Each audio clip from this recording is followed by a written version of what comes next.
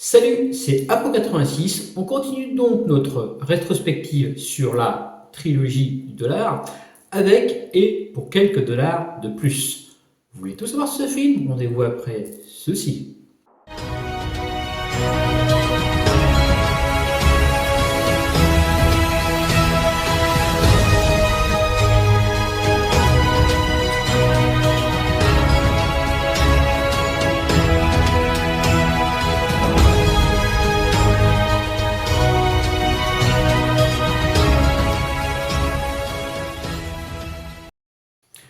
Nous sommes donc en 1965.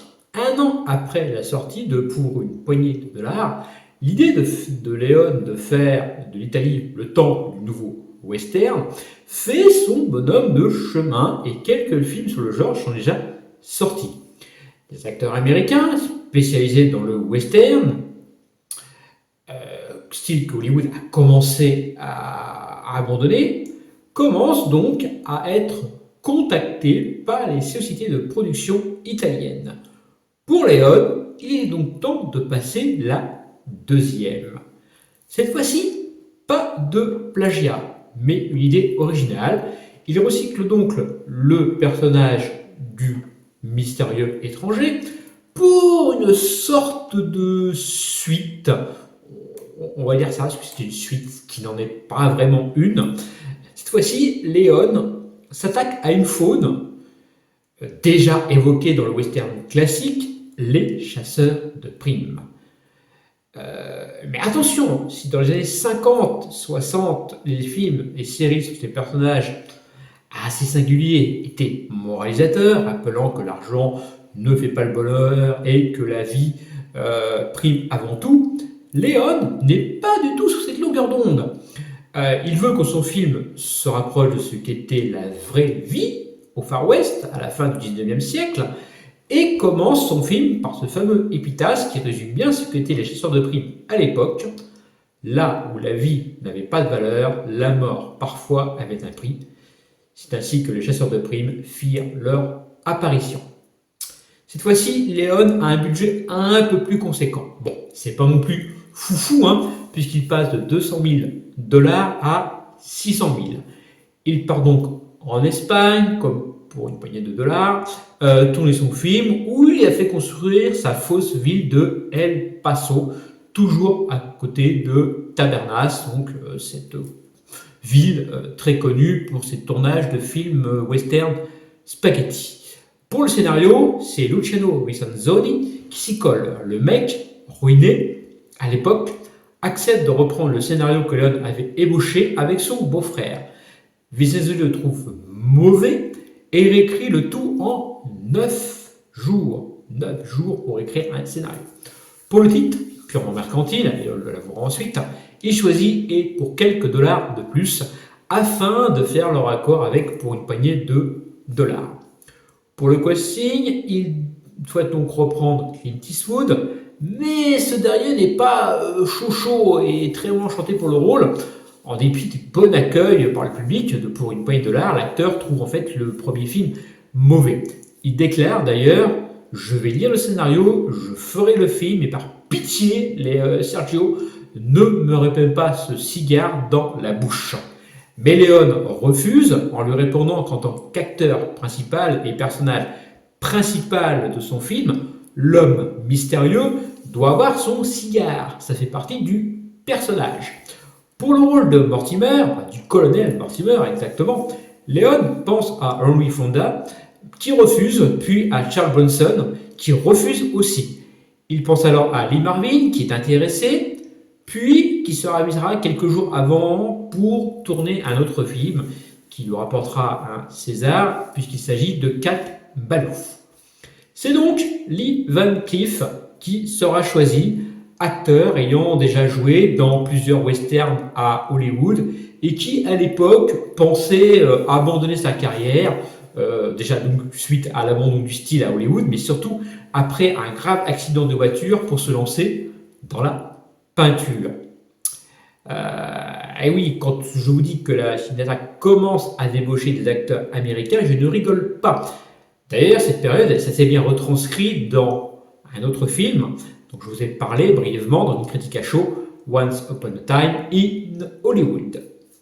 Pour le rôle d'Il Indio, Leone fait appel à Gian Mario Volonte, un acteur de théâtre italien militant ayant fait déjà quelques films. Pour la bande-annonce, Leone fait appel à son ami Morricone, qui une nouvelle fois fait la musique, une sorte de personnage à part entière du film. Le film, à sa sortie, connaîtra un immense succès et sera le premier film du box-office de l'année 65-66. Mais Per Calce Dollaio il Pui, en VO, ça raconte quoi?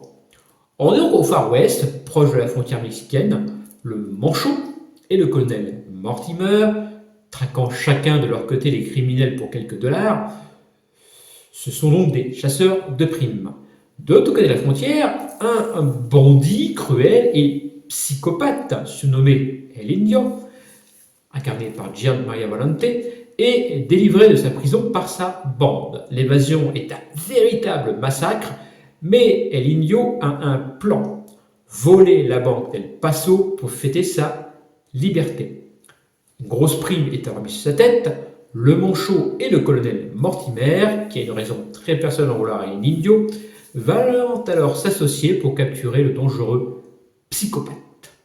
Alors, est-ce que c'est un bon film? Eh bien, oui. Vous l'aurez compris, pour quelques dollars de plus, est une suite sans être une suite, même si Leone sème le doute, notamment avec le personnage incarné, toujours avec brio, par Clint Eastwood, puisque celui-ci porte exactement la même tenue que dans le premier film, pour une poignée de dollars, avec le poncho à l'envers. Et il y a même les trous faits par les balles du premier film. Donc, un petit peu d'ambiguïté, on se demande est-ce que c'est le même personnage ou pas, sachant qu'il n'y a pas, jamais son nom n'est évoqué, jamais son nom n'est évoqué pour une poignée de dollars. Voilà. Est-ce que c'est le personnage? Peut-être. Un Clint Eastwood mémorable dans le rôle de ce chasseur de primes mystérieux, motivé uniquement par l'argent, qui ne se sert que de sa main gauche et a toujours sa main droite sur la crosse de son arme cachée sous son poncho, d'où son surnom. Tous les codes du western sont là, détournés bien sûr à la sauce Leone, qui, comme je vous l'ai dit, voulait plus montrer le côté mercantile du travail de chasseur de primes que le côté justicier de bonne famille, on va dire. Bon, j'ai pas d'autres mots. Faisant d'eux des hommes avides d'argent, même si les motivations du colonel Mortimer, incarné par Lee Van Cleef, absolument parfait et charismatique à souhait, sont tout autres, mais ça on l'apprend pratiquement à la fin du film. Leone qui utilise les mêmes astuces que le premier, donc avec les gros plans en courte focale sur les visages, les plans larges, les gros plans sur les armes, sur les petits détails, les caméras au ras du sol, les grands plans larges sur les paysages, etc. Bref, Leone fait du Leone.